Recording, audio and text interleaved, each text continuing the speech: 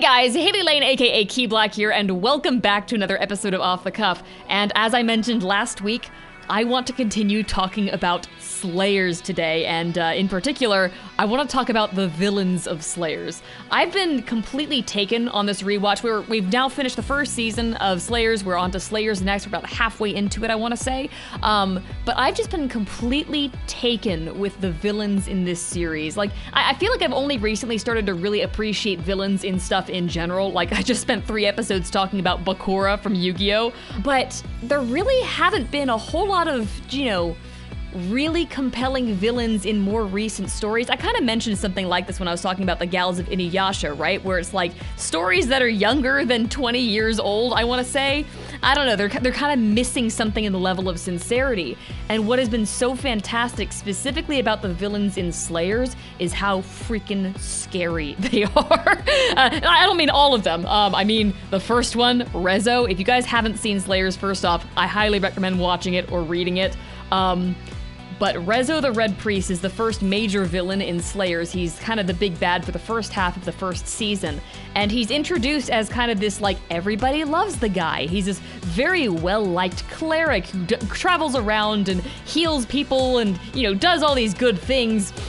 But you find out very quickly, through his first introduction even, that there is something deeply suspiciously off about this guy. He kind of gives that creepy impression. Everything that he's saying has the plausible deniability of like, oh, I'm here to help you. I simply want to take that item off of your hands so that you aren't put into danger. And it's just like, there's something about his vocal quality, there's something about the lines and the line delivery and the scene setting, and it's just like, I don't believe him. I don't believe him at all. And then sure enough, I want to say like 1 or 2 episodes later, tops, it's revealed Rezo is in fact the one who's scheming to bring about the resurrection of Shabranigdo, the evil Dark Lord, solely in a bid to restore his own eyesight. And I'm not gonna get too deep into that, but like, I love the kind of character that he's presented as, where he's like, everybody loves him. What, you think he would be evil? That guy, And that combined with what is kind of a petty motivation, he just wants his eyesight back, but it kind of makes it feel like, oh, this is what happens when a person is just completely consumed by their own obsession. And the same sort of vibe comes up with Copy Rezo, who's the villain for the second half of the first season of Slayers. Again, if you guys haven't watched it, I highly recommend watching it first, because I don't want to spoil anybody who hasn't seen it before, but I'm not going to hold back. Like, Copy Rezo's whole thing is, he is obsessed with surpassing the original Rezo because, as a copy, he can't help but compare himself to the original Rezo, especially since he's being, kind of guided and controlled by Eris, who was in love with the original Rezo. So it's like, oh, this is just a cluster of bad vibes all around. Everybody here is obsessed with something and they shouldn't be, and that's what's leading them down these dark paths and making them capable of doing these absolutely terrible things. And I love it so much because they're so undeniably human, all of these guys so far. Like, I'm not getting into like the straight up demons later on. Like, Shabranigdo is Demon Dark Lord. He is exactly as scary as he needs to be in the vibe of,